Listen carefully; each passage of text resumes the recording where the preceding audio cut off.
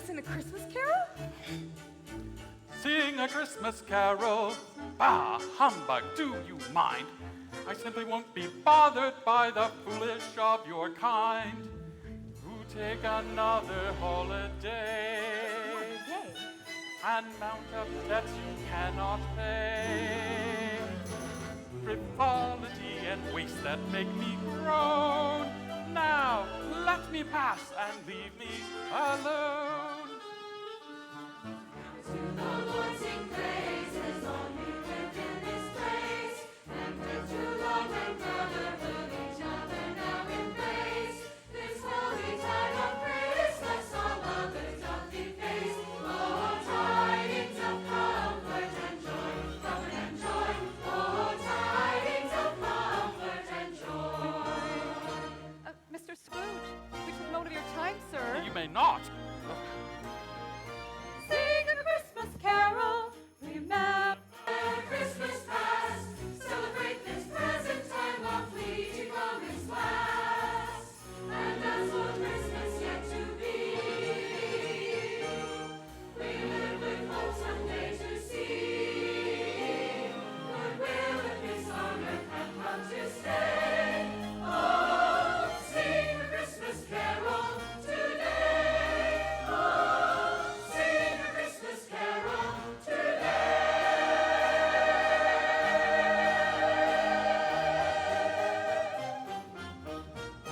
Bah, humbug.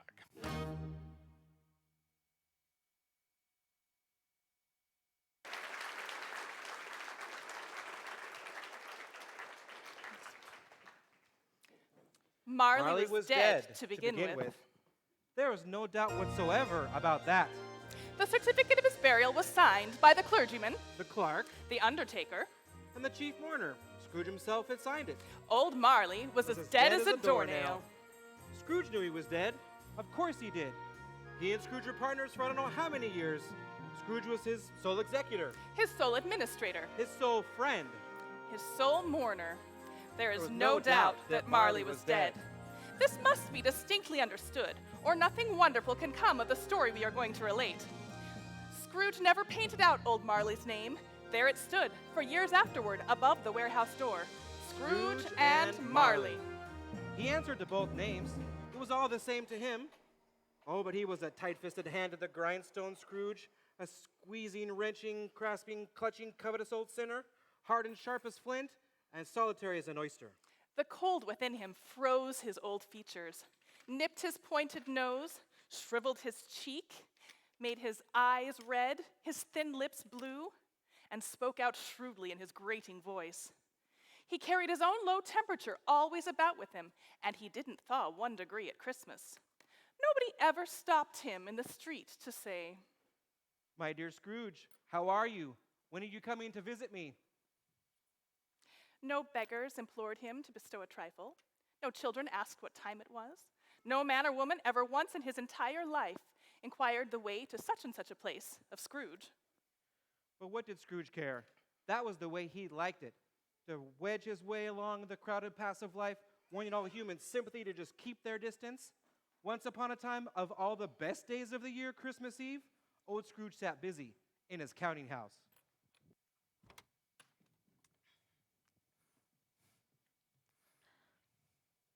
Mr. Scrooge. And Mr. Marley, I presume? Mr. Marley died 7 years ago this very night. Any more foolish questions? Forgive me, sir, I'm sorry. Well, state your business. I'm very busy here. Make haste. Yes, at this festive season of the year, Mr. Scrooge, it is more than usually desirable that we should make some slight provisions for the poor and destitute, who suffer greatly at this present time. Many thousands are in want of common necessaries. Hundreds of thousands are in want of common comfort, sir. Are there no prisons? Plenty of prisons. And the union workhouses, are they still in operation? They still are. I wish I could say they were not. I thought from what you had said at first that something had happened to stop them in their useful course. I am very glad to hear it.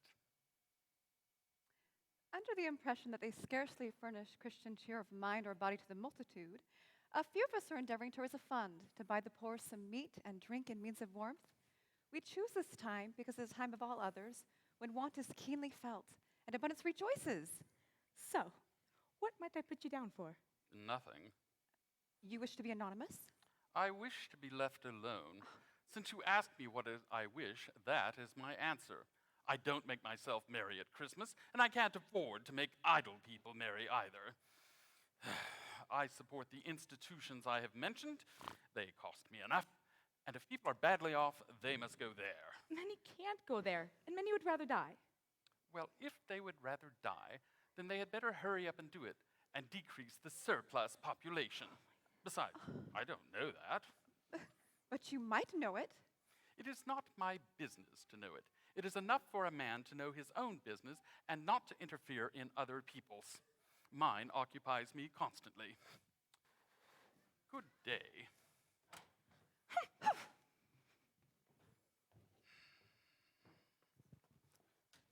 Cratchit!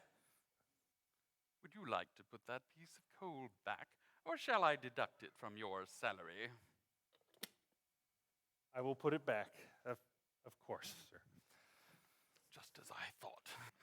It is astounding to me that a man of your meager salary should be so wasteful. But then I suppose it's not your money or property, is it? It's mine. You were trying to steal my property. That is grounds for dismissal, sir. Forgive me, sir. It just seemed to be getting so much colder in here as of late, and I thought perhaps... It is warm enough for me.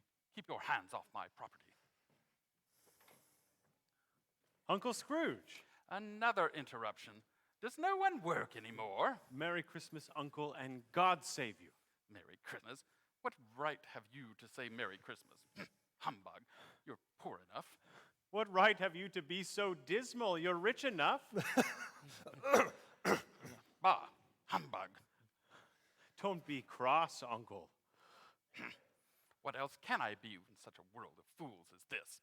If I could work my will, every person who goes about with Merry Christmas on his lips would be boiled in his own pudding and buried with a stake of holly through his heart. Uncle. Nephew, you keep Christmas in your own way and let me keep it in mine. But you don't keep it. Then let me leave it alone. What good has Christmas done anyone anyway? What good has it ever done you? I can recount many blessings that have come into my life. An employer who is generous, my good reverend, my good wife. And that's another thing. Whatever possessed you to take a wife in the first place? I fell in love. Love? What a ridiculous reason to marry. And I have often thought of Christmas as that single time of year when kindness and forgiveness and great charity appear, and people notice people on their way. So with an open-hearted spirit, I must say, God bless Christmas, we need it so heated. God bless Christmas, tomorrow is the day. It won't bring me a scrap of gold, still I believe what I've been told, that Christmas does us good, and so I say, God bless Christmas anyway. God bless Christmas. I hate it, berate it. God bless Christmas. Why don't you go away? I may not gain a single thing, but it gives me a song to sing.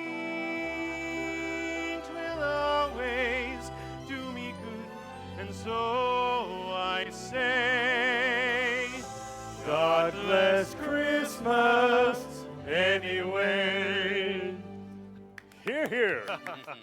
Let me hear another word from you, Mr. Cratchit, and you'll keep your Christmas by losing your situation.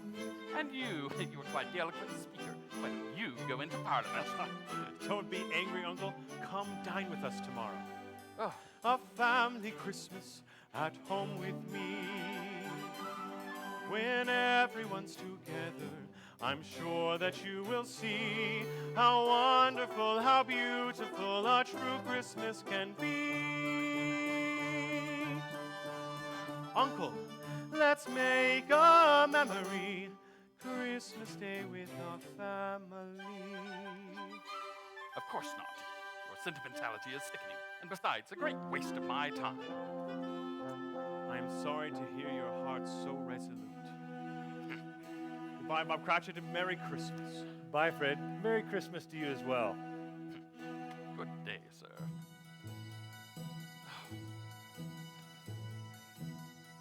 We are not daily beggars that beg from door to door, but we are neighbors' children whom you have seen before. Love and joy come to you, and a Merry Christmas. Leave me alone! That is all I ask.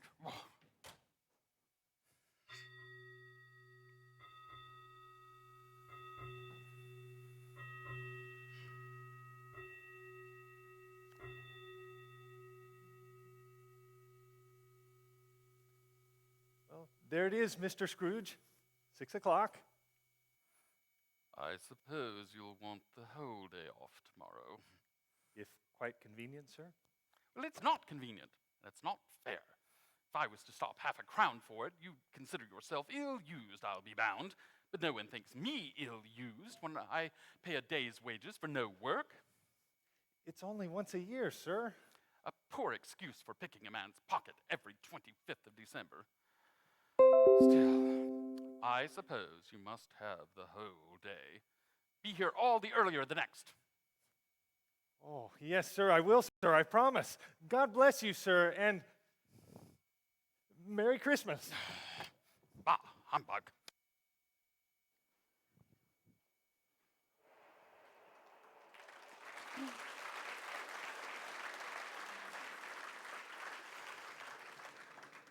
Old Scrooge walked out with a growl.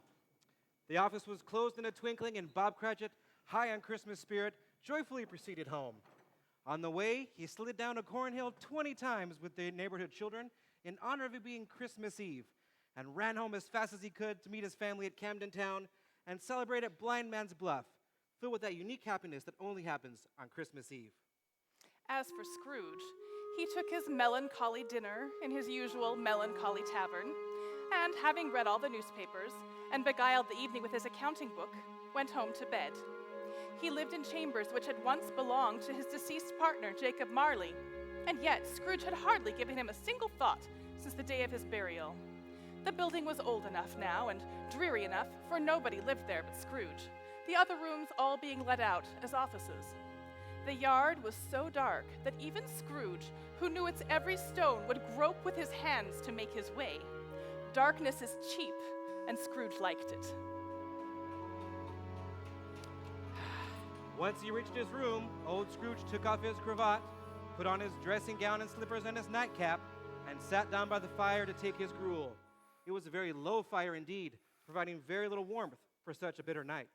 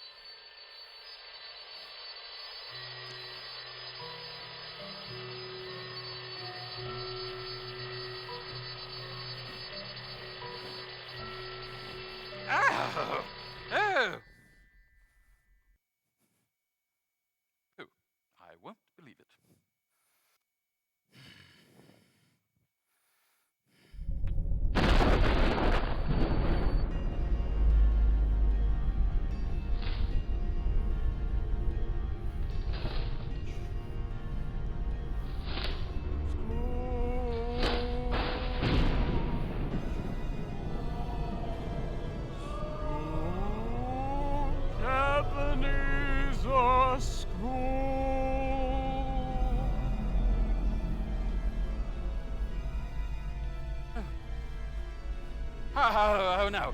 What do you want with me? Much. Who and what are you? In life, I was your partner, Jacob Marley. Can you sit down? I can. No, then do it. You don't believe in me. No, I don't. Why do you doubt your senses? Because every little thing affects them. You may be a bit of undigested beef, a blot of mustard, a crumb of cheese, a bit of an underdone potato. Why, there's more gravy than grave about you, whatever you are. Oh, Mercy! Mercy! I beg for mercy. Why do you haunt me? To warn you, Ebenezer, it is required of every man that the spirit within him should wander abroad throughout the world and travel far and wide among his fellow men. And if that spirit goes not forth in life, it is condemned to do so after death. It is doomed to wander through the world. Oh, woe is me! And witness what it cannot share, but might have shared on earth and turned to happiness. You are bound by chains. Tell me why? Why? Because my spirit never walked beyond the narrow limits of our money-changing hole. I made this chain link by link and yard by yard. Now, weary journeys lay before me. I cannot stop. I cannot rest. Oh, captive, bound, and double ironed, I wear this heavy chain of my own making. There's no mistaking who is to blame. By my own hand I fashioned it with choices, ignoring of voices calling my name. This chain of all my sinfulness and selfish pleasure is all that's left behind of all my worldly treasure. This chain that binds my soul in outer darkness evermore. This chain is all you have in store. What chain? I see no chain. Oh, it was as long and as heavy as this 7 Christmas Eves ago. You have labored on it since. It is a ponderous chain. Do you not feel the weight that you are wearing? The chain you're bearing longer than mine. Speak comfort to me, Jacob. I have none to give. Peace must come to you from other places, from other faces, a light will shine. Ebenezer, hear me. No man can feel enough regret to compensate for a life that's been misused.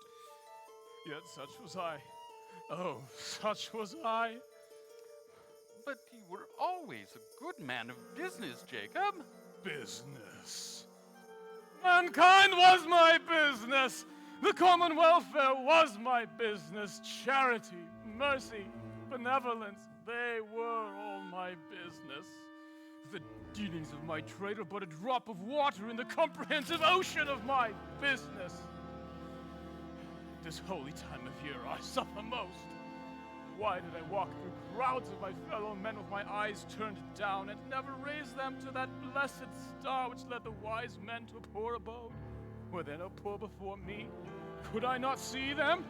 This chain of all my sinfulness and selfish pleasure is all that's left behind of all my worldly treasure. This chain that binds my soul in outer darkness evermore. This chain is all you have in store. No. Now I bear the weight of my own blindness. I showed no kindness to those in need. Selfishness and greed, they both consumed me, and now have doomed me. Oh man, pay heed. You will be haunted by 3 spirits. Without their visits, you cannot hope to shun the path Oh, I tread. think I'd rather not. Expect the first tomorrow night when the bell tolls 1. Oh, couldn't I The take second upon the next night at the same hour. The Couldn't third I- upon the next, when the last stroke of 12 has ceased to vibrate. Look to see me no more. And look that for your own sake you remember what has passed between us.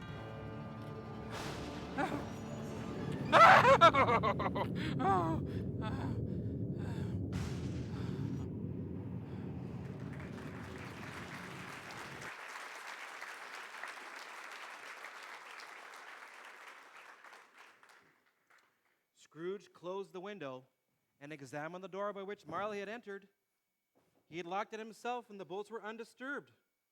He tried to say humbug, but stopped at the first syllable. And being from the emotions he had undergone, or the fatigues of the day, Or his glimpse of the invisible world, or the dull conversation of the ghost, or the lateness of the hour, much in need of repose, went straight to bed without undressing and fell asleep upon the instant.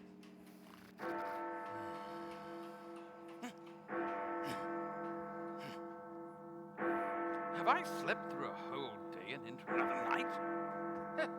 Can't be that something has happened to the sun and it is dark at noon. Ah, dark as midnight. Humbug.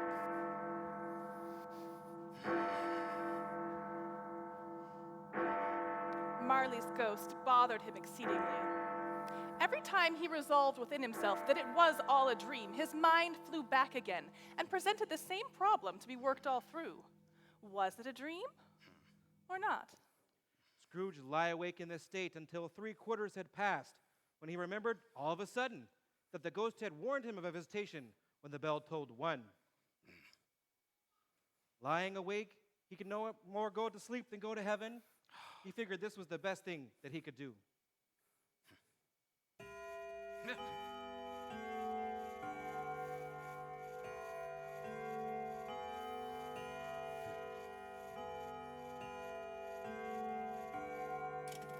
Quarter past.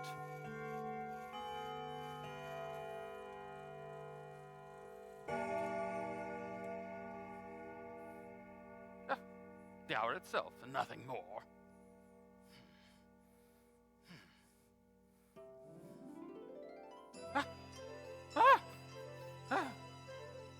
Are you the spirit whose coming was foretold me? I am. Who and what are you? I am the ghost of Christmas past. Long past? No, your past. Why have you come to me? Your welfare. My welfare. Allowing me to sleep through the night would do more for my welfare. Your redemption, then. Take heed, rise, and walk with me. Why, your grip is very strong. My good heavens, my feet seem to have left the ground. Spirit, I am mortal and liable to fall. Hold my hand near your heart, Ah. and you shall be upheld in more than this. Yes. I don't know where you're planning to escort me, but I'm in my dressing gown. No one will see you. You will only see them. Oh. See who? Look.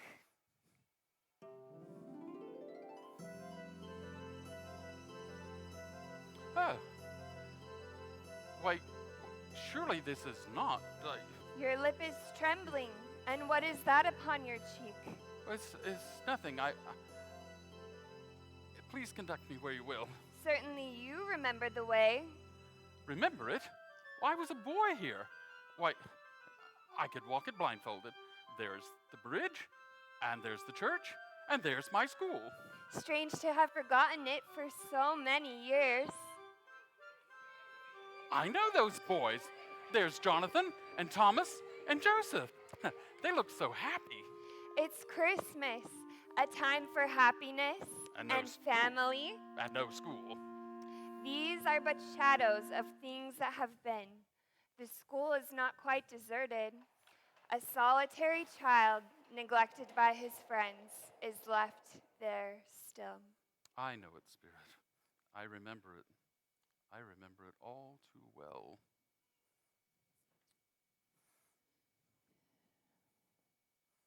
Well, Ebenezer, I would like to depart for the holiday myself, and it is getting late. Is anyone coming for you? I do not know. I have not received a letter in months, ma'am. Perhaps your father is still in debtor's prison. Let that be a lesson to you. You don't want to end up being like him. Yes, ma'am. Oh, I wish, but it's too late. What is the matter? There were some children singing carols by my door last night. I should have liked to have given them something, that's all. Ebenezer? Ebenezer! Fan, you're here. What is this all about? Who are you? My sister, ma'am. I've come to bring you home, dear brother. Home, home, home. Well, splendid news for all of us. I will go get your trunk and good riddance. Are we really going home? What about Father? Is he home? Yes, home for good and all. Home forever and ever. Father's so much kinder than he used to be. That home's like heaven. He spoke so gently to me one dear night while I was going to bed that I was not afraid to ask him once more if he might come home. And he said you should. And he sent me in a coach to bring you. Oh, Fan, is it true? Yes, and you will never come back here again.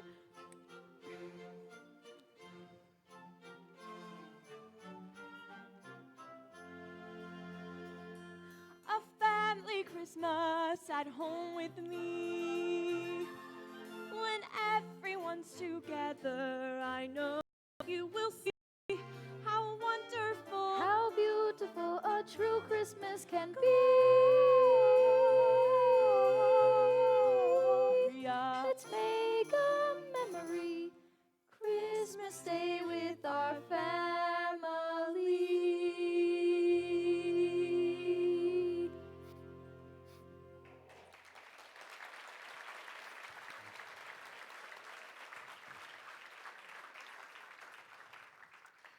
She was always a delicate creature, whom a breath might have withered, but she had a large heart. Yes, she was wonderful. She died a young woman and had, as I recall, children? Well, yes, she had one son, Your nephew. Fred.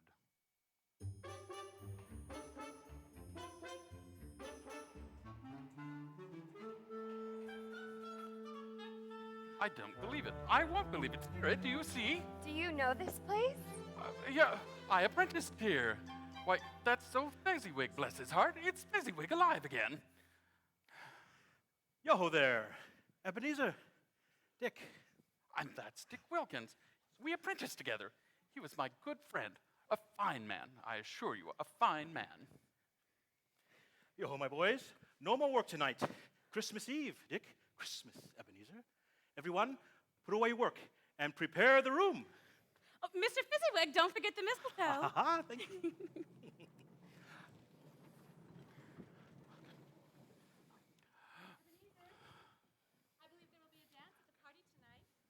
Then I shall have to find someone suitable to dance with.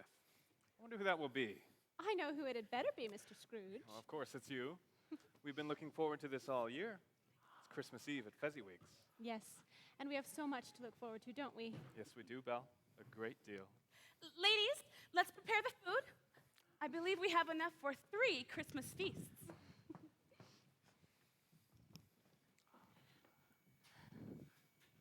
I do believe old Fezziwig is closing up shop an hour earlier than he even told us. Why wait, Ebenezer? It's only once a year, you know. Quite right. He is a generous man, he is. Indeed. I believe that is the reason he is such a happy man as well. That's it. Make way, let's have lots of room here. It's Christmas Eve. And at Fezziwig's, we all know what that means. Fiddler, let the music begin.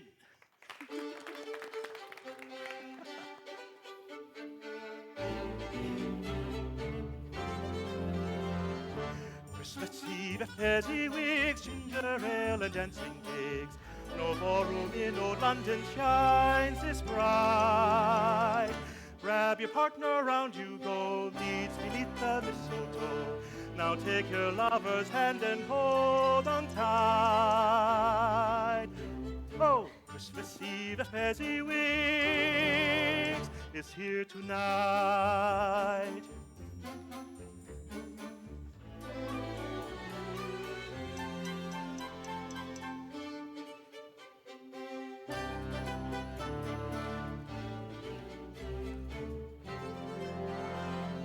Christmas Eve at Fezziwig's, roasted duck to roasted pigs.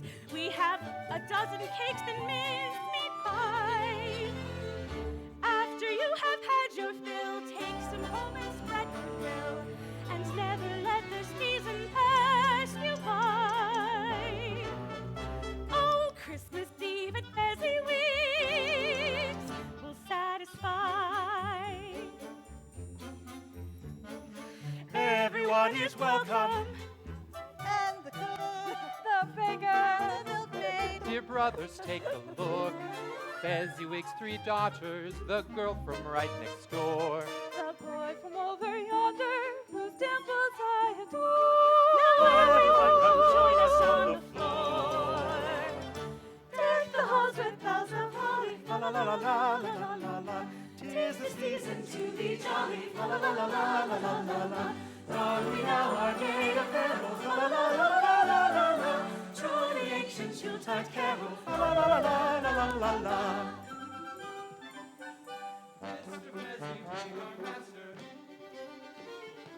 This is a she dances master. Fiddler, keep the music playing.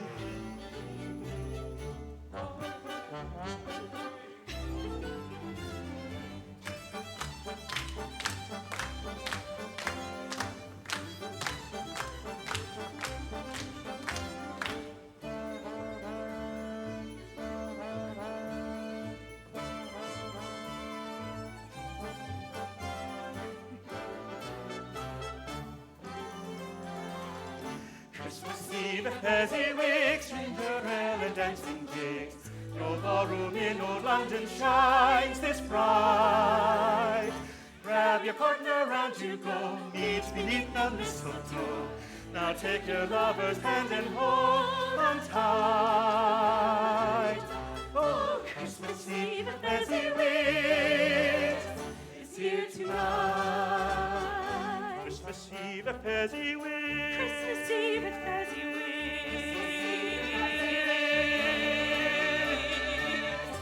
is here tonight.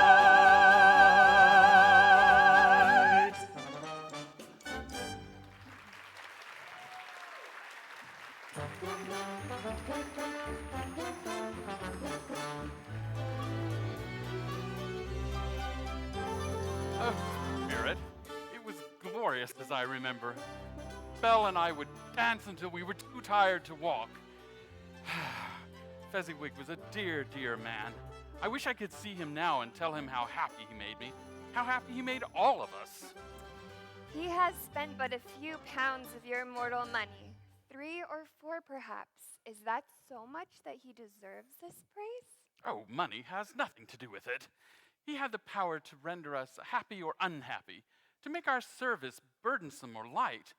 The happiness he gave us was quite as much as if it had cost a fortune. And he was like a father to me. What is the matter? No, nothing. I'd Something, like to, I think. well, I should like to have a word or two with Bob Cratchit just now. Quickly now, my time grows short. Huh? Look.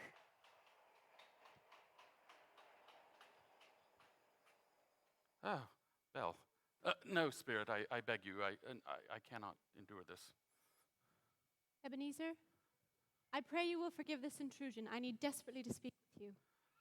I should hope it is a matter of grave importance, since you are, once again, interrupting my workday. This is the last time. I promise. Well, let's have it. In the past, we agreed many times that our marriage should take place only after you had established your own office and place of business. Your office with Mr. Marley has been open for well past a year, and yet we have never discussed our plans for a wedding. Do you believe that this is the proper time or place to bring this matter before me? Do you? Our contract is an old one. It was made when we were both poor and content to be so, until in good season we could improve our worldly fortune by our patient industry. You are changed. When it was made, you were another man. I was a boy. You see, your own feeling tells you that you are not now who you once were. Humbug, this is foolishness. Is it? I am the same woman.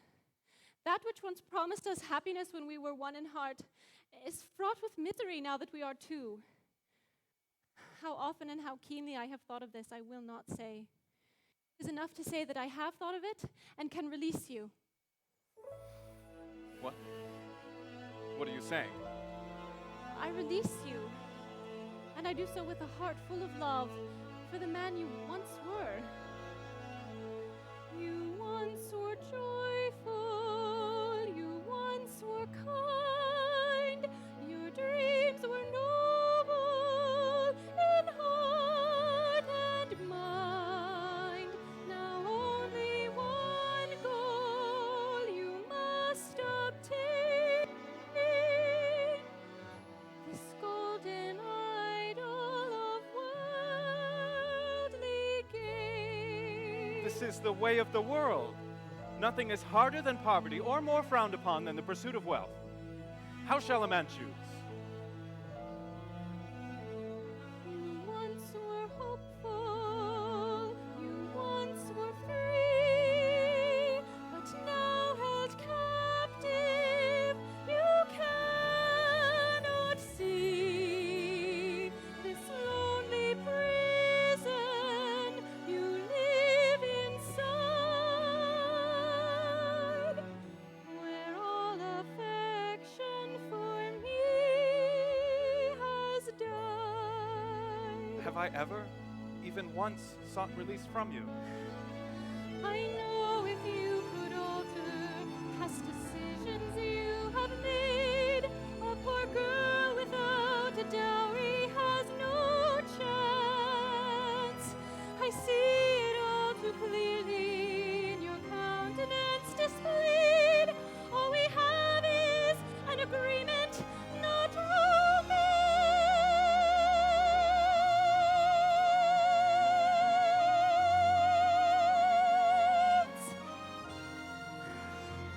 You once were promised, you once were mine. Now I release you, and you'll be fine. You may have moments of small regret,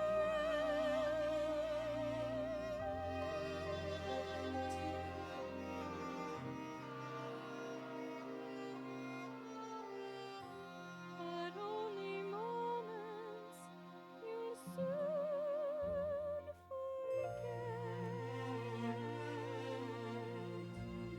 This is your choice, Belle. This is not on my account. I owe you nothing. Goodbye, Ebenezer.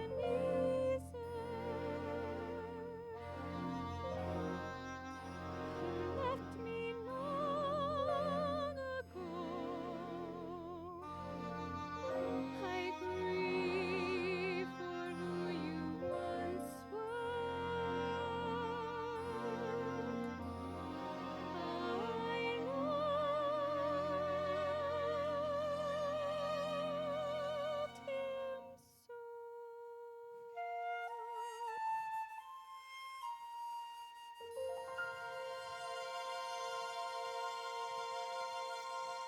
No! Belle! Go after her, you fool. She's the only love, the only light.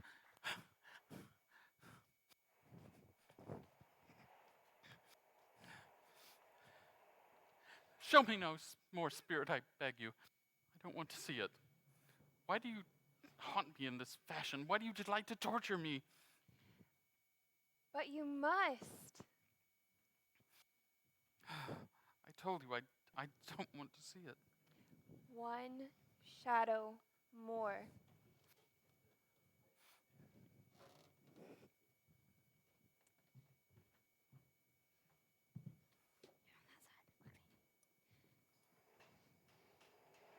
Deck the halls with boughs of holly, fa la la la la la la la.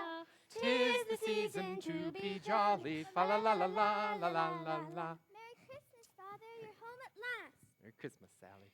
Is Father Christmas really coming tomorrow? Is he? Oh, yes, indeed, Charles. I'm sure he will arrive just as he promised. Father, Mother says we're having Christmas pudding tonight. Christmas pudding. Is that what she said? Yes, and I helped with the pudding. Oh, yes, he was a great help. I do believe it is the finest pudding we have ever made. It smells delectable. I can almost taste it. Children, run along and prepare for dinner now. Belle, I saw an old friend of yours this afternoon. Who was it? Guess. How can I? Mr. Scrooge, perhaps? Ebenezer himself. Imagine, on Christmas Eve, the bank's already closed, the exchange closed, but Scrooge and Marley remains open. I passed by and could scarcely help seeing him working at the window. His partner lies upon the point of death, I hear. And there he sat alone. Quite alone in the world, I do believe. Quite alone. Spirit, remove me from this place. I told you, these are but shadows of things that have been. They are what they are. Do not blame me. Remove me. I cannot bear it. Haunt me no longer. Take me back. Take me back to home.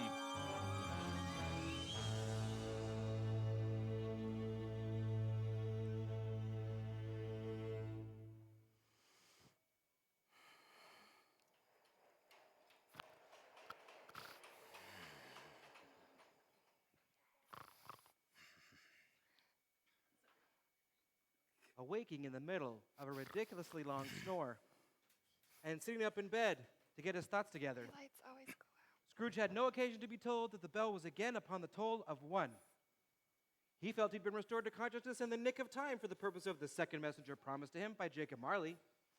But finding that he turned uncomfortably cold when he began to wonder which of his curtains this new visitor would draw back, he opened every one of them with his own hands, and lying down again, established a sharp lookout all around the bed, for he wished to challenge this new spirit at the moment of its appearance, and did not wish to be taken by surprise and made nervous. I don't mind calling on him to believe that he was ready for any number of strange appearances, and that anything between a baby and rhinoceros would have surprised him. Now, being prepared for almost anything, but by no means being prepared for nothing, when the bell tolled 1,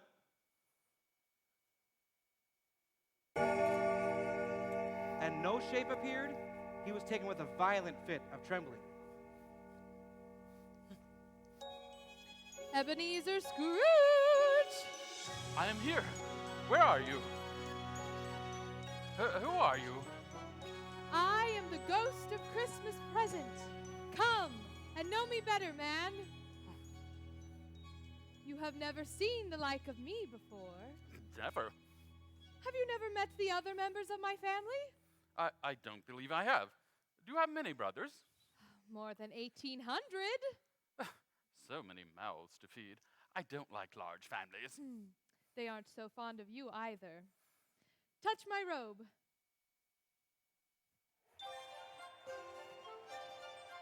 Today is the day of salvation. Now is the acceptable time for the annual celebration.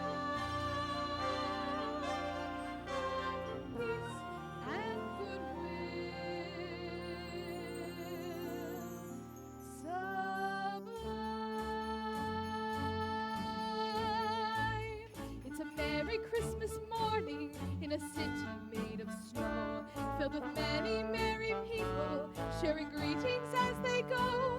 Once a year, dark, gloomy London has a warm and wondrous glow. It's a Merry Christmas morning, Ebenezer, don't you know?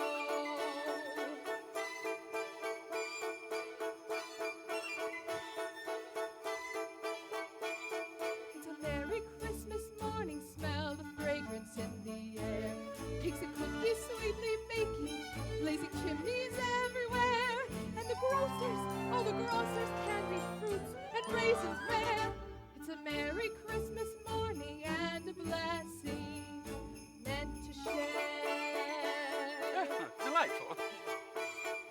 Everyone is gleeful, they hurry on their way, so eager and so hopeful for the promise of this day. Just in case they need it, I sprinkle peace, goodwill. Receive the Christmas spirit, quiet warmth of winter chill.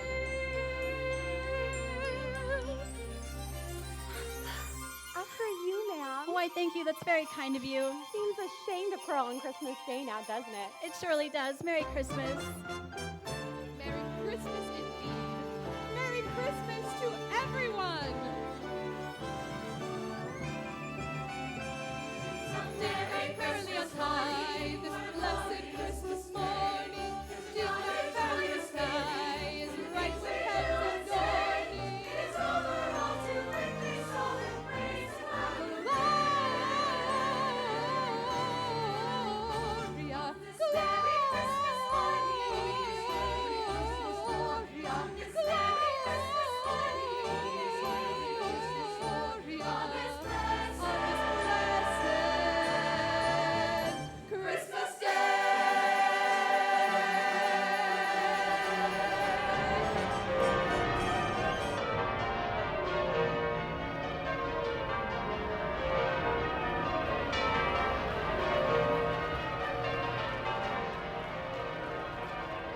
What is happening?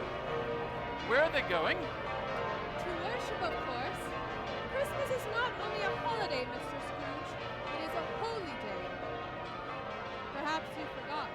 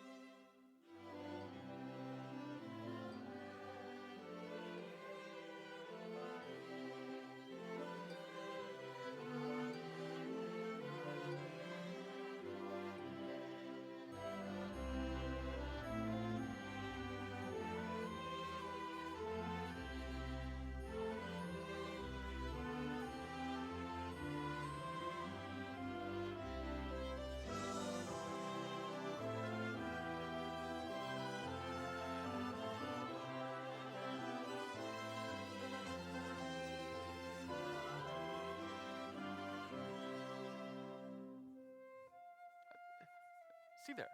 Look, is that my clerk, Bob Cratchit? Yes, so glad that you noticed him. And the little boy with him, is that his son? Yes, Tiny Tim. And the angel said unto them, Fear not, for behold, I bring you good tidings of great joy, which shall be to all people. For unto you is born this day in the city of David a Savior, which is Christ the Lord. And this shall be a sign unto them. They shall find the babe wrapped in swaddling clothes, lying in a manger. And And suddenly there was with the angel a multitude of the heavenly host, praising God and singing, "Glory to God in the highest, and on earth peace, goodwill toward men."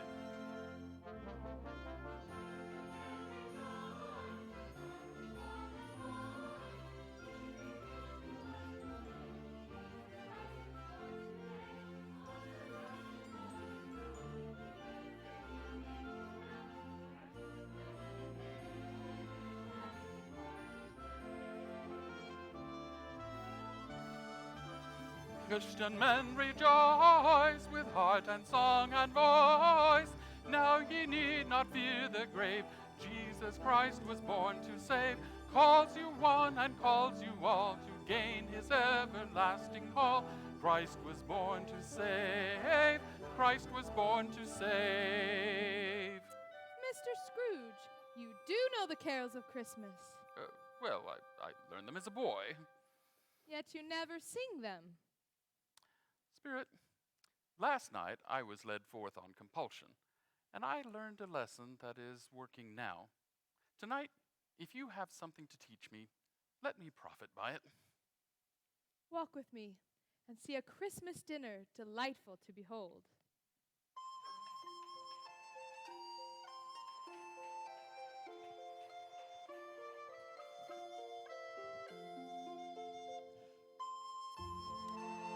Is there a particular flavor that you sprinkle from your torch?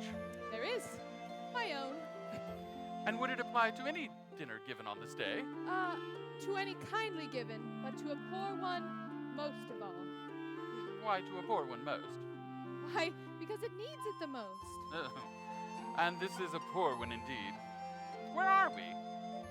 Bob Cratchit's. Oh, but it's so small, and there are so many children. How do they live? Excellent question, Mr. Scrooge. How do they live on just 15 shillings a week? What could be keeping your father and Tiny Tim? And Martha wasn't as late last Christmas by half an hour. Oh, I hope they'll be home soon. Mother, are there presents? There are a few. But dinner comes first, my dear. Oh, here's Martha, Mother. Oh, there you are. Come in from the cold. How late you are.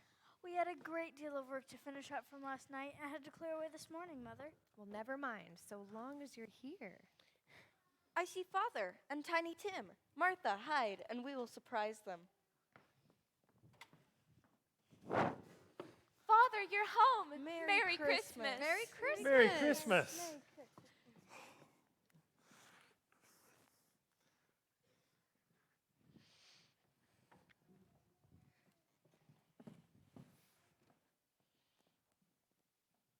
Why, where's our Martha? Not coming. Not coming? Not coming on Christmas Day? Here I am, Father. Merry Christmas. Oh, a Merry Christmas, daughter.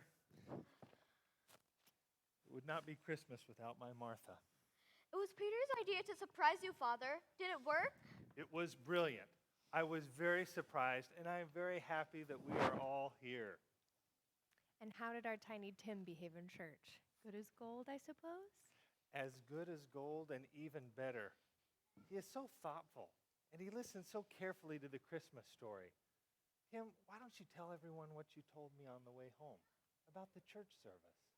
I said that I hoped the people saw me in the church because I have a cripple, and it might be pleasant for them to remember on Christmas Day made lame beggars walk and blind men see.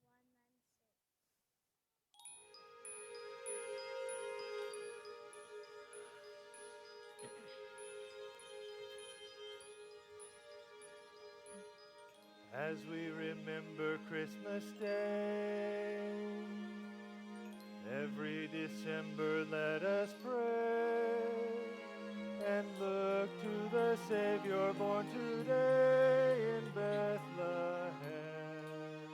He touched the blind and made them see.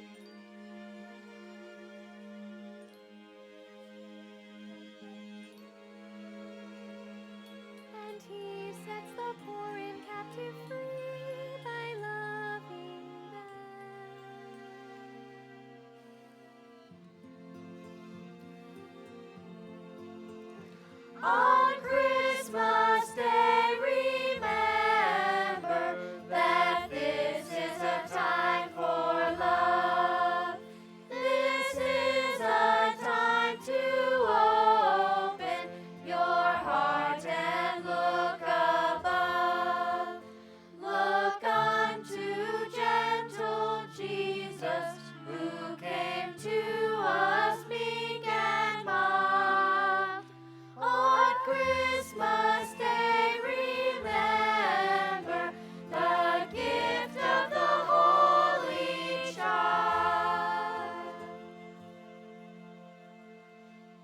precious Tiny Tim.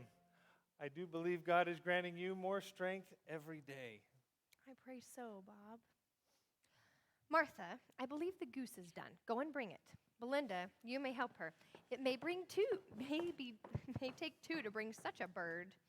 Peter, you and Matthew go and bring the pudding, but be careful. It's piping hot. Yes, Mother. Elizabeth, why don't you come help me set the table? Father, you and Tim can find your seats. I'm sure you're tired from the long walk home.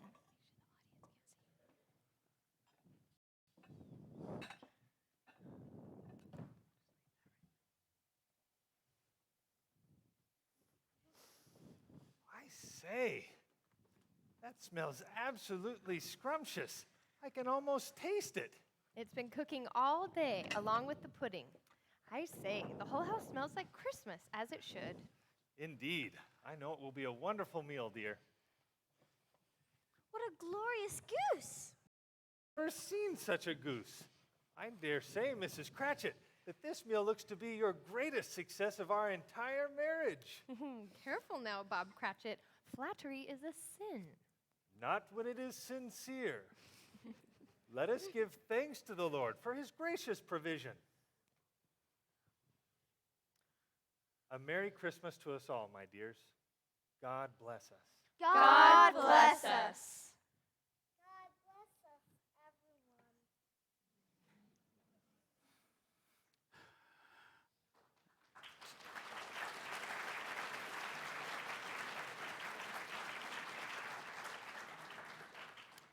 Tell me, Tiny Tim, will he live? I see a vacant seat in the corner and a crutch without an owner, carefully preserved. If these shadows remain unaltered by the future, the child will die. Oh no, Spirit, say he will be spared. Why? If he is likely to die, he should do so and decrease the surplus population. Oh, you condemn me with my own words. I grieve at the sound of them. Will you decide what men shall live, what men shall die? It may be that in the sight of heaven you are more worthless and less fit to live than millions like this poor man's child.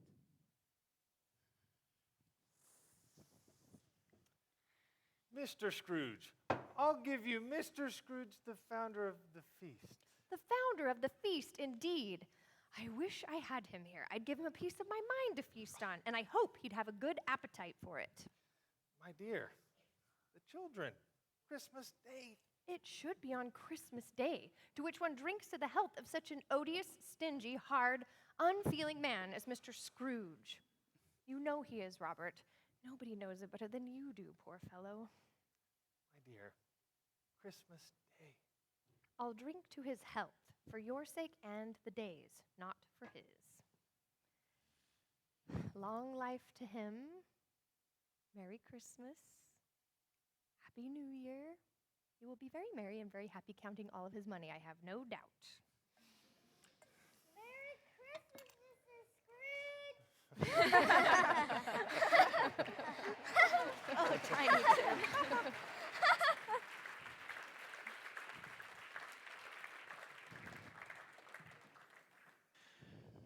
A calling birds, two turtle doves, and a partridge in a pear tree. That obnoxious laugh. Fred. Yes. Come with me and see your own family's Christmas on this day. My own family? Humbug. I have no family. You most certainly do. More than you know.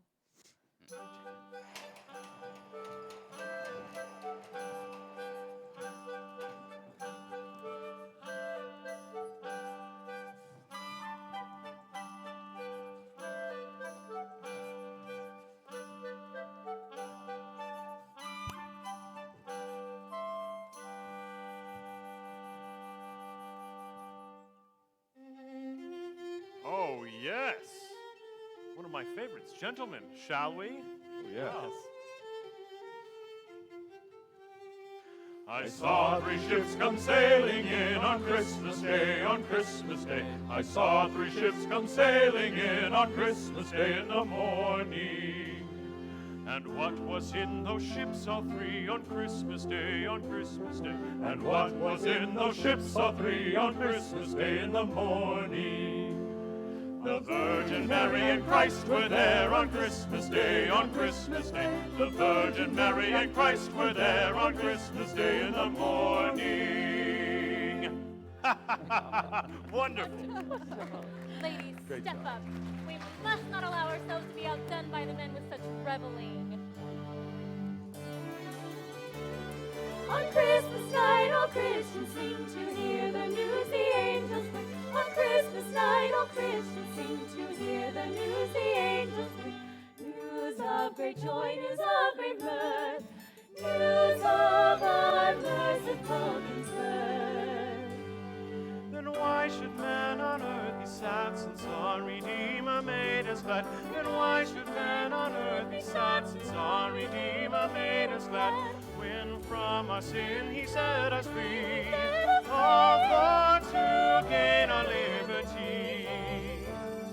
Out of darkness we have light, which made the angels sing this night. Out of darkness we have light, which made the angels sing this night. Glory to God and peace to men, now and forevermore. Amen. My dearest Virginia, give me great honor if you would sing a little something for us all. Fred, really? You must. Yes, you do.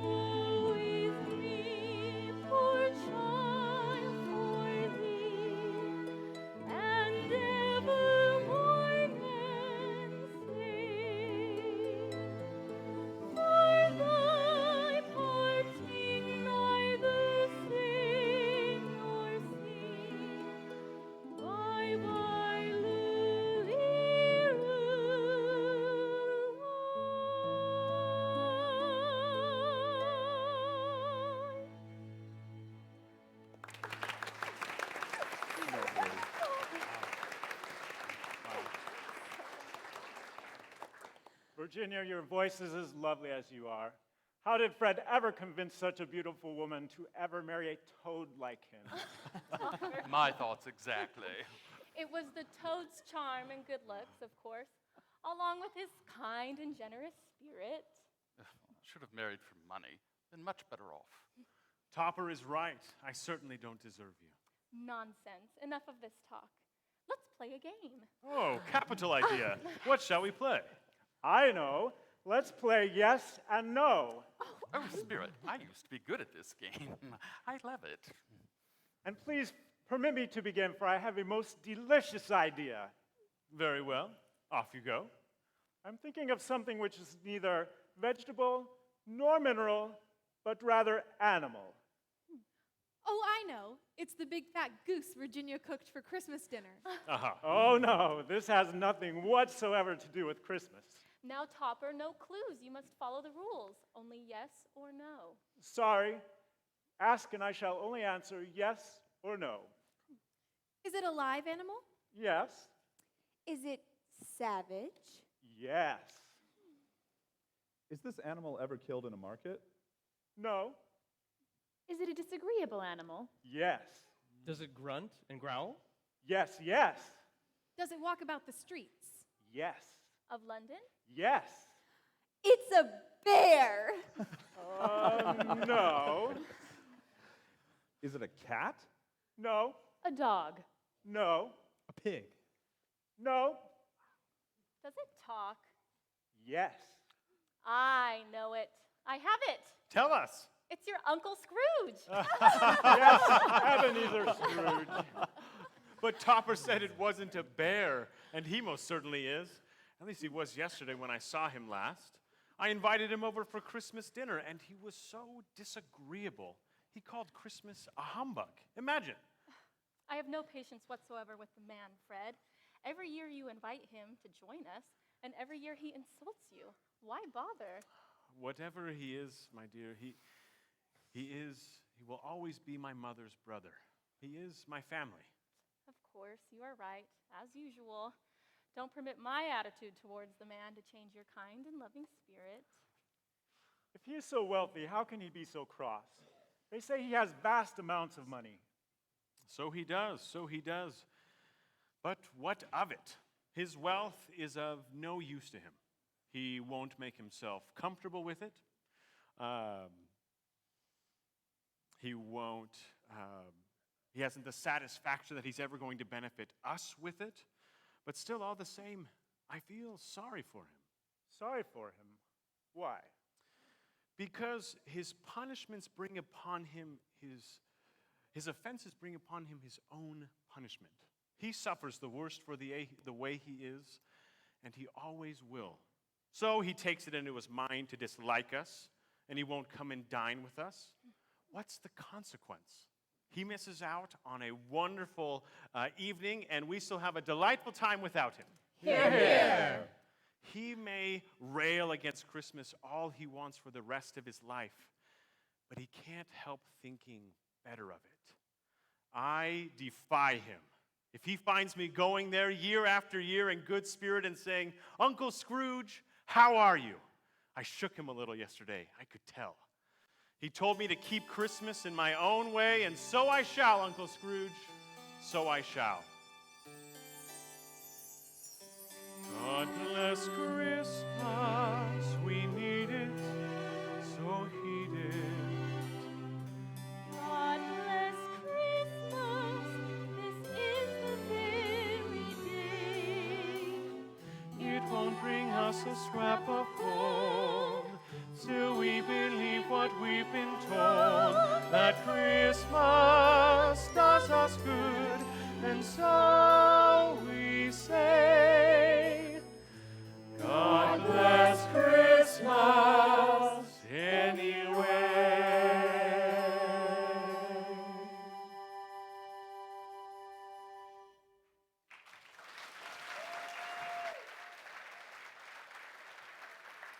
Spirit, must we leave now?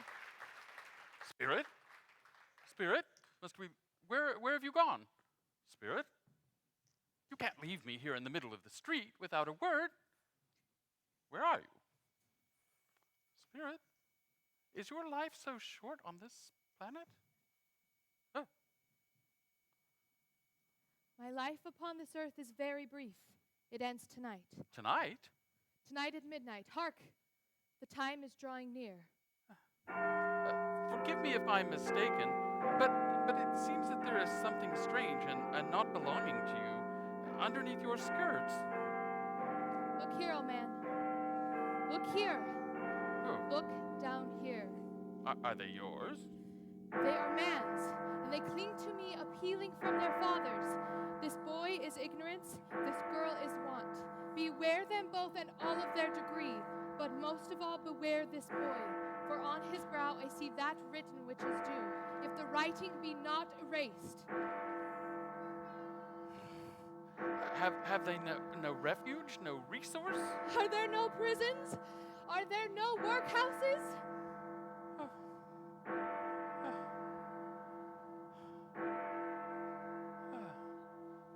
Spirit, where are you going? Will you not answer me, Spirit? Spirit? Spirit?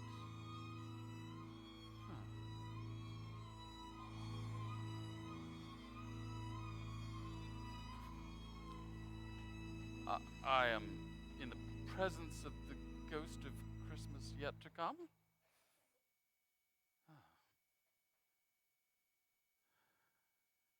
You are about to show me the shadows of things which will be, but have not yet taken place. Is that so?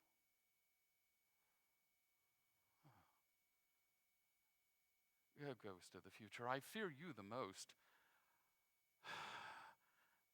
But as I know your purpose is to do me good, I am prepared to go with you and to do it with a thankful heart. Lead on, Spirit, lead on. I can sense the night is waning fast, and this is precious time to me. Lead on.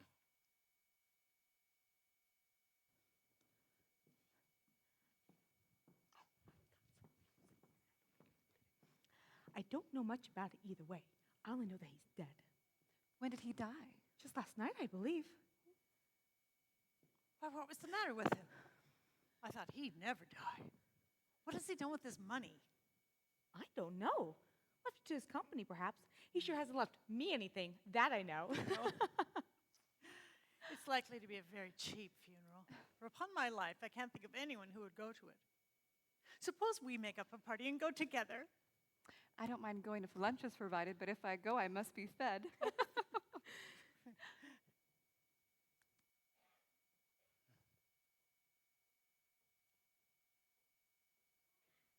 It's real cold this time of year. I should really, but you know, robbing a dead man ain't, it's too easy, I suppose. It's a nice easy paycheck. Oh, look here. Oh, Joe and friends. Now, Merry Christmas to us all, right? We couldn't have met in a better place. We're well suited to our callings, and we're well matched. Everybody has a right to take care of themselves. He always did.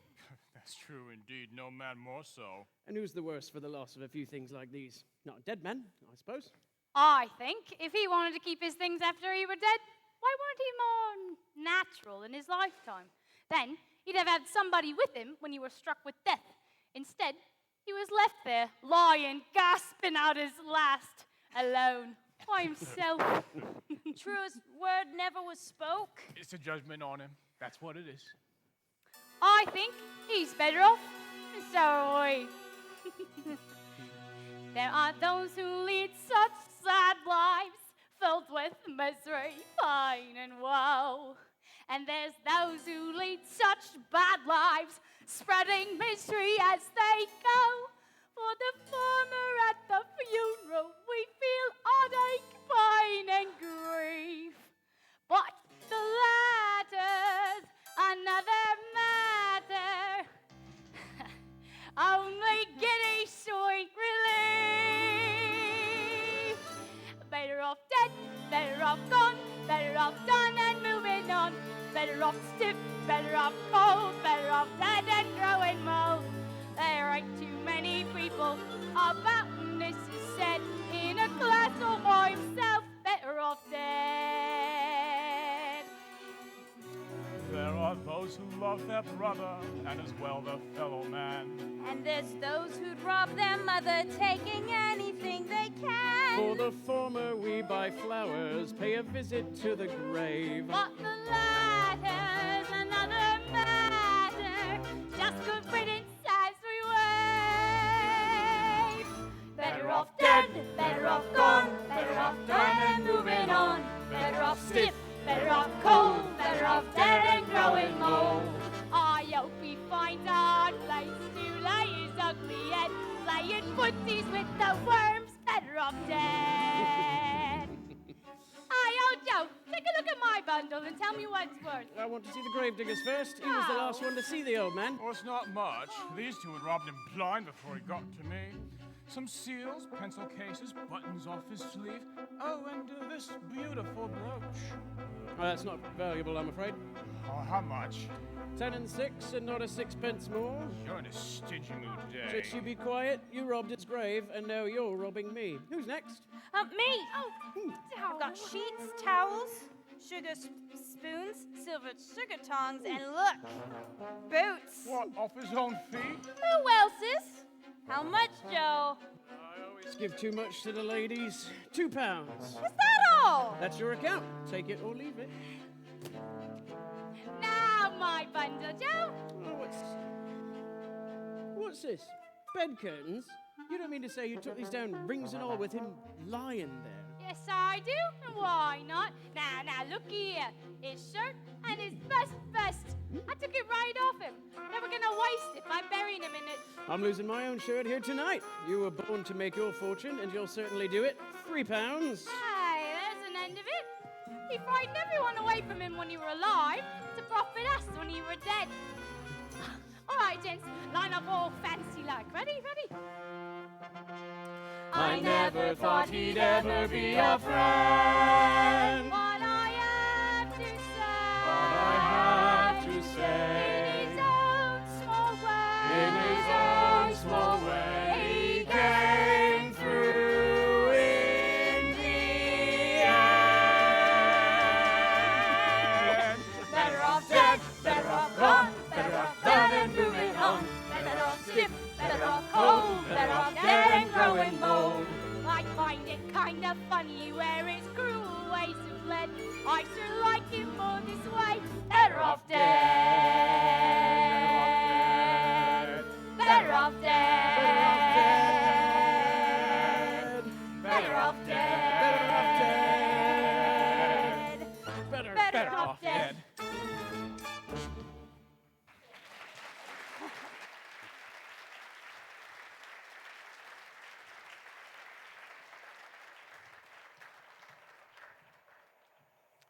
Oh, Spirit, this is appalling. Have they no respect for the man? Have they no noble feelings whatsoever, even in his death? Okay, Spirit, I see. The case of this sad man might be my own. He intends that way just now. Before I draw near to where you are, answer me one question. Are these shadows of things that you will be showing me? Things that must be, or things that will be, things that may be? Oh, this is a fearful place.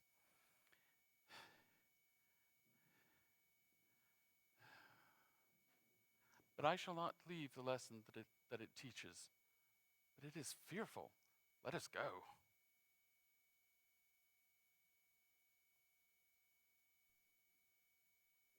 I understand that you want me to look in, but I have not the power. I have not the power. Let's go. If there is any person in this town who feels emotion at this man's death, show him to me. I beg you, Spirit.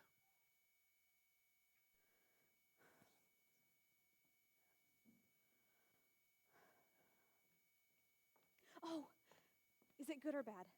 Bad. We are quite ruined. No, there is hope yet, Caroline. If he relents, there is. Nothing is past hope if such a miracle has happened. He is past relenting. He's dead. Last night, when I tried to see him to seek a week's delay, I told you about the half-drunken woman who told me he was sick. Yes. I thought it was an excuse to avoid me, but turns out it was quite true. He was not only sick, but dying right at that very moment. To whom will our debts be transferred? I don't know, but before that time, we shall be ready with the money.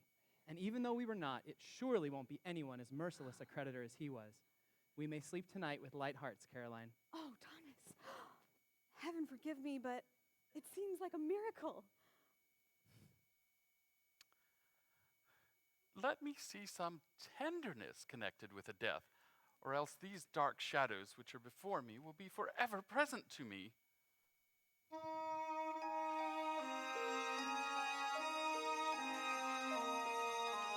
And he sat down, and called the 12, and saith unto them, If any man desire to be first, the same shall be last of all, and servant of all. And he took a child, and set him in the midst of them. And when he had taken him in his arms, Well, that's enough for tonight, Peter. You better rest your eyes. Your father will be home soon. It seems time for him to be here. Yes, or past it, Mother. But he has walked a little slower than he used to these few last evenings, Mother. Well, I've known him walk with Tiny Tim very fast indeed. So have I, Mother, so many times. But he was very light to carry, and your father loved him so that it was no trouble. No trouble. Father! Oh, come in, darling. I've got your tea ready.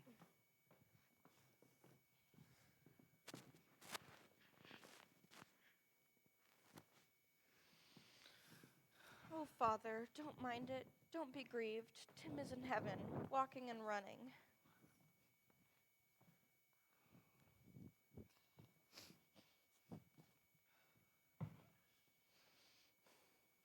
You went today then, Robert? Yes, my dear. I wish you could have gone. It would have done you good to see how green a place it is. See it often. Promised him we would walk there on a Sunday. A little child.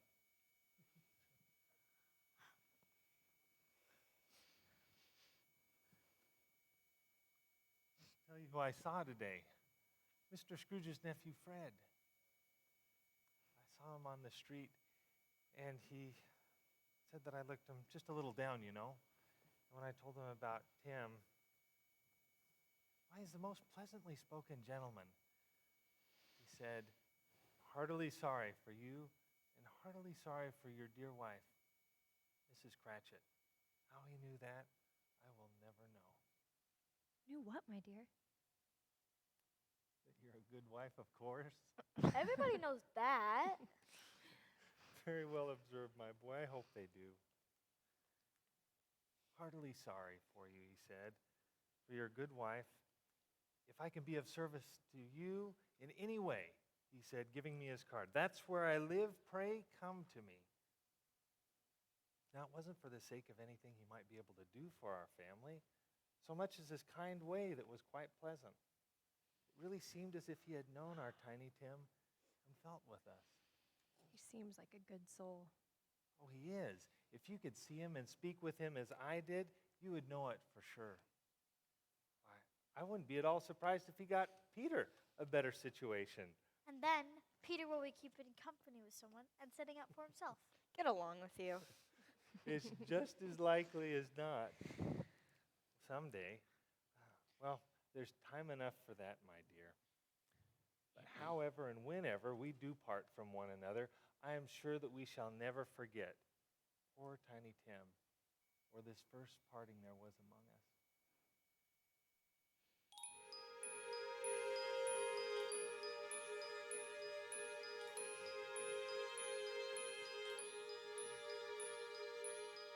As we remember Tiny Tim, every December think of him, and let not his memory ever dim or fade away. He was so patient, good, and kind. He led the way but walked behind, the light in our life that always shines so bright each day.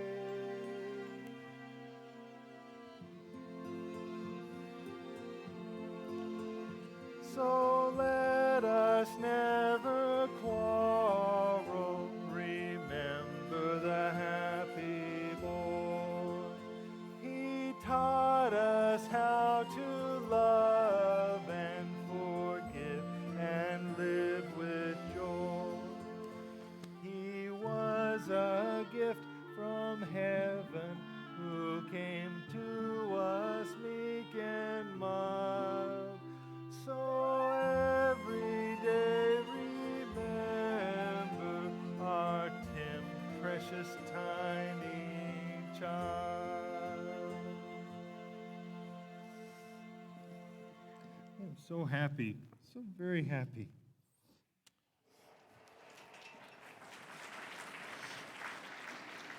No, no, Spirit, not Tiny Tim. Why that sweet boy? What is the meaning of this?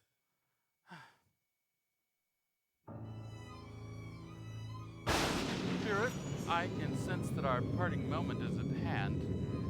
Show me what I shall be in days to come. But before I draw near to you, answer me one question. Are these the shadows of things that will be, or the shadows of things that may be only? Men's courses will have certain ends to which, if persevered in, they must lead.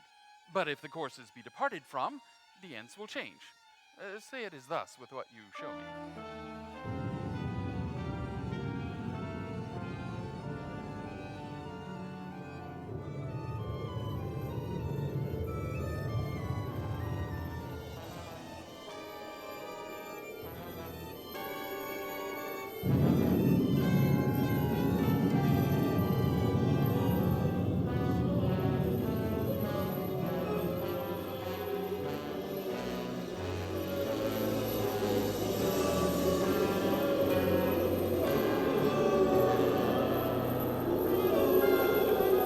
Am I the man who lies in this grave?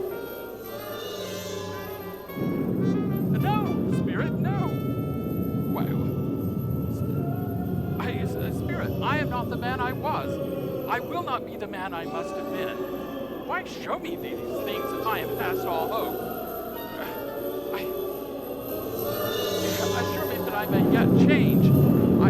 I will honor Christmas in my heart and try to keep it all the year. I will live in the past, present, and the future. The spirits of all three shall strive within me. I will not shut out the lessons that they teach.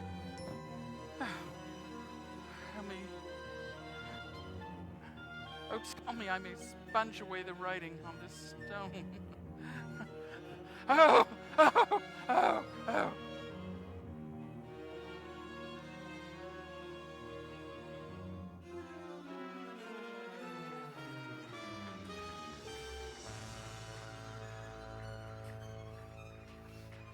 I will honor Christmas in the past, the present, and the future.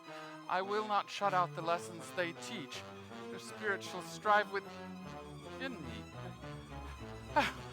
I'm alive. Oh, Jacob, dear Jacob.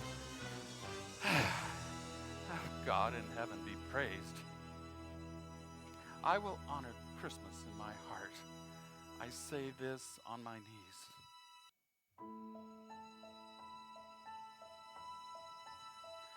On my knees. Oh God, my heart is broken. Forgive my sinful evil of my soul. On my knees, I've heard the truth you've spoken. Forgive my sinful ways and make me whole. On my knees, repenting, let me never return again to selfishness and pride. On my knees, I promise to endeavor to let the Christmas spirit live inside. Heaven and the Christmas time be praised. No longer dead, my spirit has been raised.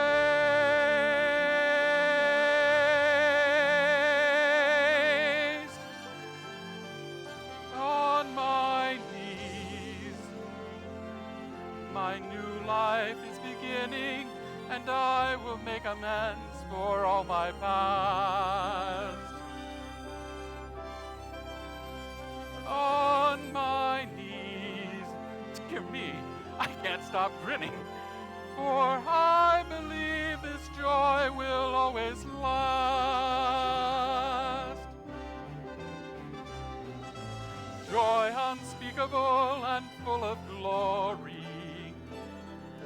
Love has come and changed my whole life story. Let the holy light of Christmas shine for all to see.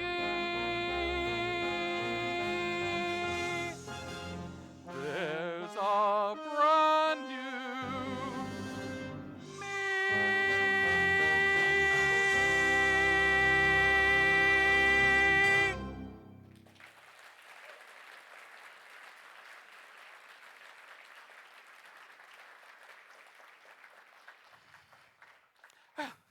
I don't know what to do. I'm as light as a feather. I'm as happy as an angel. I'm as merry as a schoolboy, and I'm as giddy as a drunken man. But Merry Christmas to everyone. Happy New Year to all the world. There's the bowl, the saucepan with the gruel in it, and there's the door by which the ghost of Jacob Marley entered. Oh, look, and there's the corner where the ghost of Christmas presents sat. I don't know what day of the month it is. Oh, I don't know anything. I'm quite a baby. Oh, never mind. I'd rather be a baby.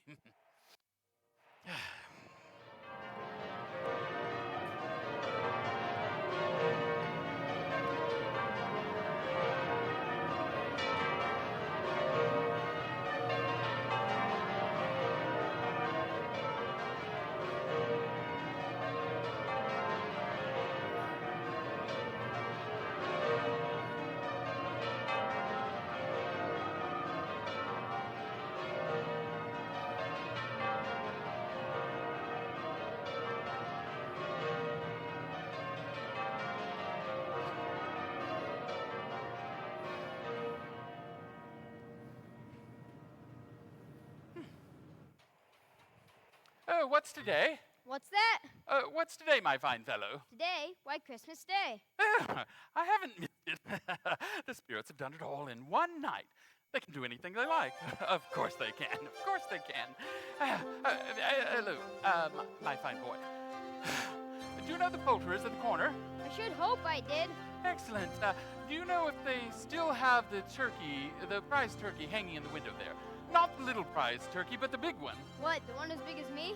An intelligent boy. He's a delight to speak to. Yes, my buck. It's hanging there now. Excellent. Go and buy it. Blimey. No, I'm in earnest. Go and buy it and tell them to bring it here that I may give them direction where to deliver it. Come back with a man and I'll give you a shilling. Come back with him in less than 5 minutes and I'll give you half a crown. Yes, sir.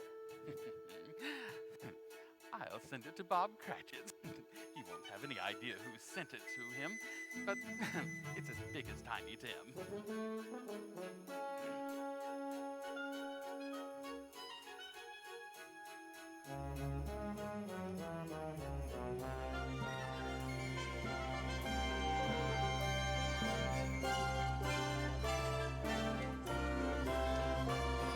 It's a Merry Christmas morning. There's a life I've yet to live.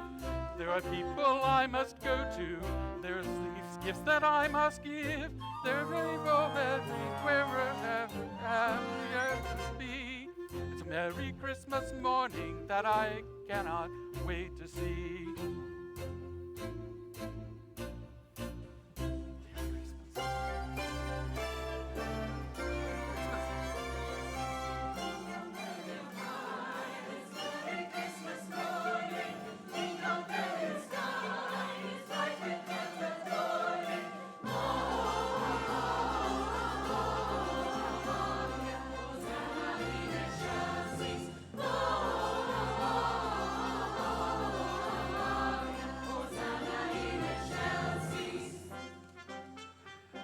My dear madam, I hope you succeeded yesterday. It was very kind of you. Mr. Scrooge? That is my name, and I fear it may not be terribly pleasant to you. Pardon me, and if you would have the courtesy. Lord bless me, Mr. Scrooge, are you serious? Oh, yes, not a farthing less, and a great many back payments are included in it. My dear sir, I don't know what to say. Don't say anything. Come and see me. Will you come and see me? We will. Yeah.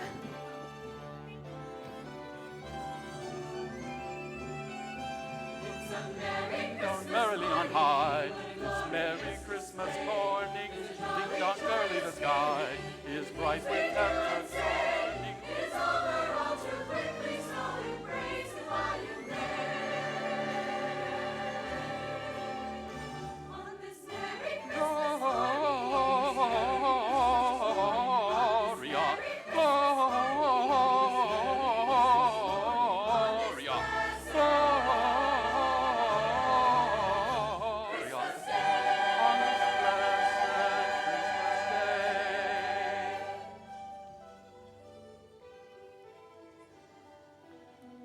on this blessed Christmas morning, on this blessed Christmas day. Why, bless my soul. Who's that? It's me, your Uncle Scrooge. I've come to dinner. Will you let me in? Of course. God bless Christmas. I need it. I heed it.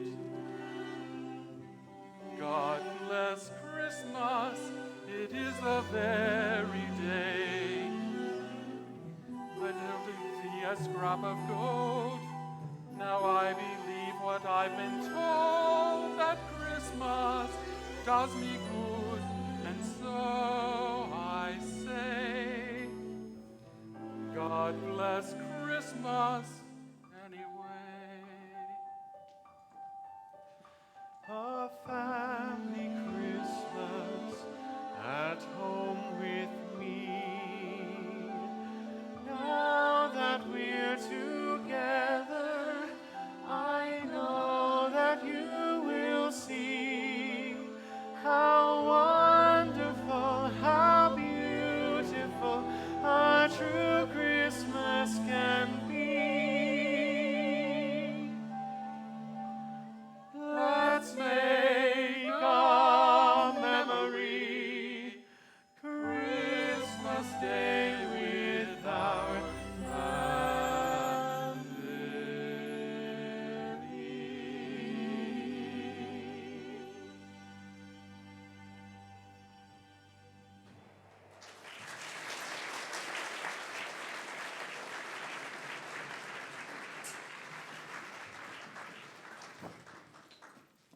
Scrooge felt at home in 5 minutes. Nothing could be heartier. His niece was beautiful, just as he had seen in his dream. Topper looked the same when he arrived. So did everyone when they arrived. Wonderful party, wonderful games, wonderful feeling, wonderful happiness.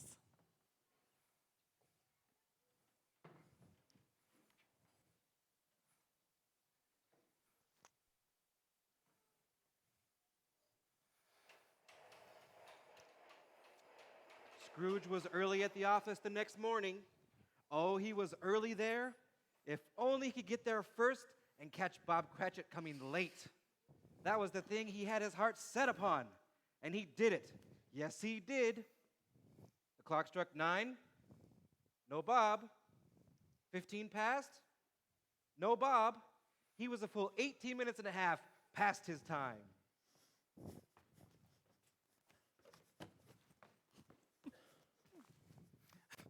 Mr. Cratchit, what is the meaning of coming in here at this hour of the day?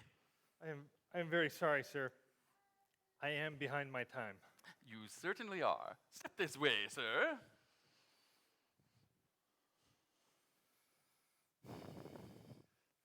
I beg your forgiveness, Mr. Scrooge. I was making rather merry last night, and it was the strangest thing. This mistake, it won't be repeated, I promise. But as I was making merry with my family last night, we were delivered this enormous turkey. I have no idea where it came from. Maybe I never will. Oh, enough with your foolish stories. I'm not going to put up with this a moment longer. And therefore, I am going to raise your salary. Please, Mr. Scrooge, what did you say? Raise my... Merry Christmas, Bob. A merrier Christmas, Bob Cratchit, my good fellow, than I have given you in many a year. Yes, I will raise your salary, and I shall endeavor to assist your struggling family. Today, this afternoon, we shall discuss your affairs over a Christmas bowl of smoking bishop. Now, Bob Cratchit, make up the fires and buy another scuttle of coal before you dot another I, Bob Cratchit. Yes.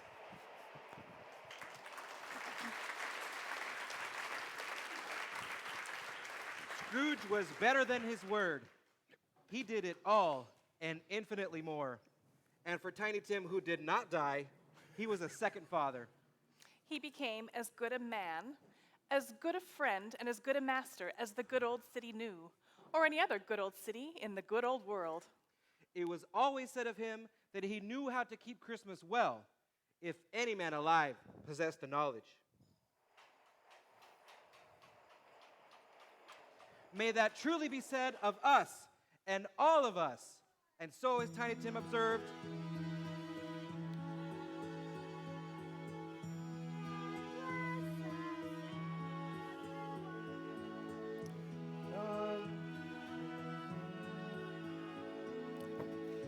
bright shines the morning sun. A long dark night has passed. Hope has come to us at last. Joy to the world we sing. Love changes everything.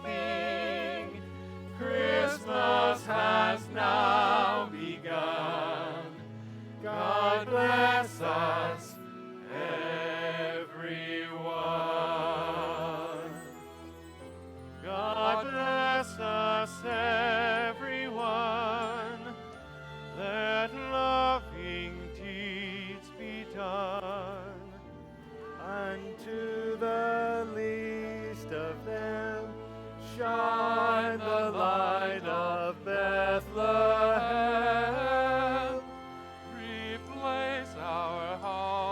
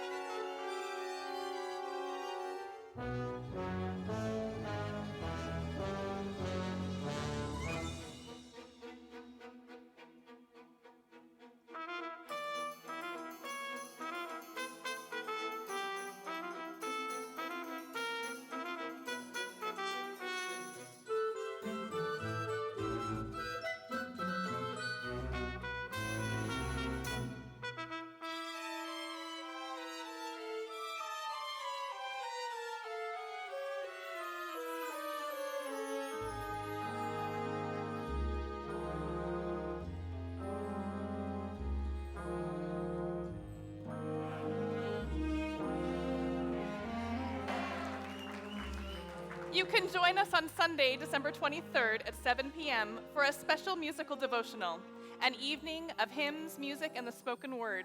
Come and sing the Hallelujah Chorus and hear a message delivered by former Tabernacle Choir Director Craig Jessup with guest organist John Jorgensen. It will be held here at the North Seattle Stake Center at 7 p.m.